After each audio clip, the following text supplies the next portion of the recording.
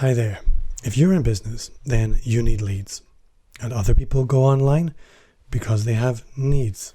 And today I want to show you how we connect the people with needs to the people who want leads. If you look at Google Analytics, you'll probably find that your website gets a lot more visitors than it does sales inquiries.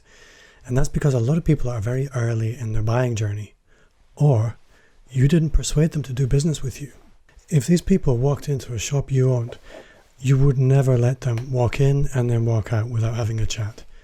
But online, we all seem to think that's okay. And it's not. And if you stick around, I will tell you why.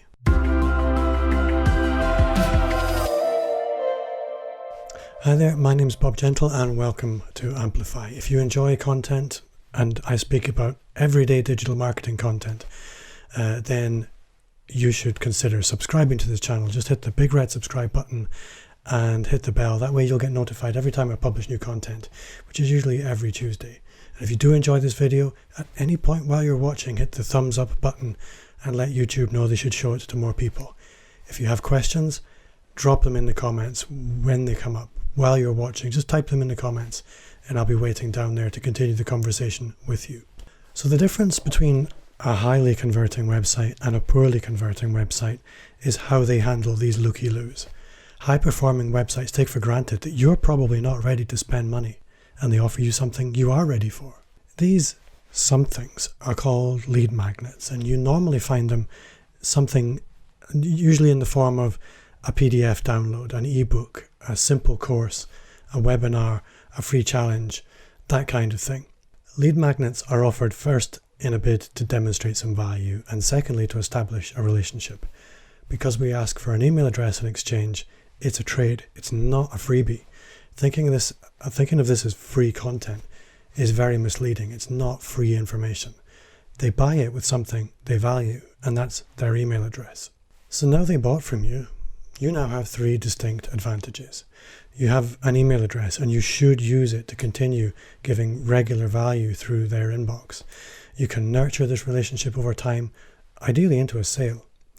2, you have statistics on your side. It's often said it's 6 times cheaper to sell to an existing customer than it is to a new one. And in the mind of this person, they bought that lead magnet with information. 3, 70% of online sales happen in the inbox. You now have access to the prospects' inboxes, and your chances of a sale just leapt up. So you need to use lead magnets if you're taking digital marketing seriously. They make everything from content marketing to advertising much more effective.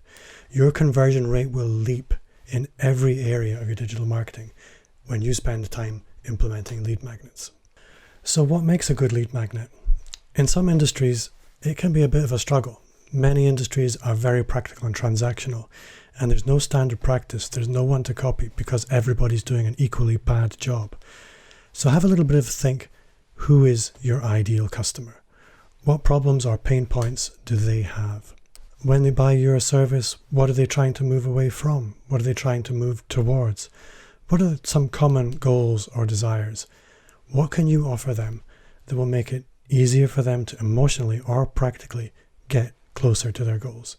You need to think about your lead magnet as one of your most important products, because it's the single product which can complete your line and have people knocking on your door in numbers you never saw before. A lead magnet can be very simple.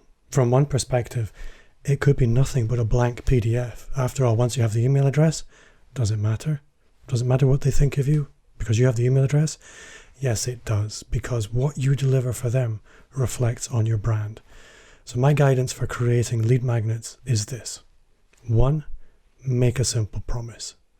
2, keep a simple promise. Digital marketers have a saying, and it's the money's in the list. With 70% of sales happening in the inbox, it makes sense that our online activities are focused around email list building as a top priority. Surveys of the world's top performing online businesses consistently reflect this.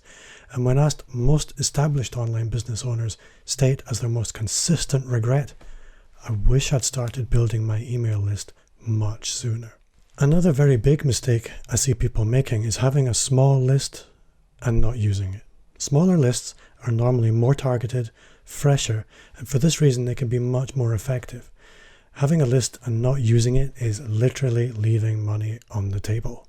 So if you've never emailed your list before and you've no idea where to start, while there are no hard and fast rules about what to send your customers, I suggest the following. When someone joins your list for the first time, send out an automated sequence of emails over a period of a few weeks, which educates them about the value you can offer. Think education, inspiration, and entertainment in equal measure. Don't be too business. It's early days. You don't want to jump straight into bed. Court your prospect a little bit. Secondly, once somebody's completed your onboarding sequence, they join your main list. They receive regular updates from you. Make it personal and make it frequent. Don't over-promote. Try to become valuable to them. If this seems vague, then I'm sorry. You'll have to use your imagination because every business is different. With my clients in the Amplify groups, we spend a lot of time trying to work out content plans which can be repurposed across social and email. So if you really need some help, then these groups might suit you. You can find a link down in the description below. The impulse which triggers a purchase happens long before the final transaction. What you do to influence the buyer in the time between that initial impulse and the final transaction is what decides if they transact with you or someone else. Don't depend on Google or Facebook to bring you fresh, ready-to-buy customers. Google and Facebook don't care about you or your business. And even if you do find some hack which works for a while, it will stop working. Email list building through lead magnets might seem a little low rent to you, and a lot of business owners initially resist it.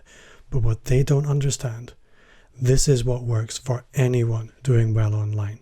They all do it this way. List building and email marketing give you independence. They're not the whole picture. Social media, content marketing, and advertising are important, but they orbit list building and email like the planets orbit the sun.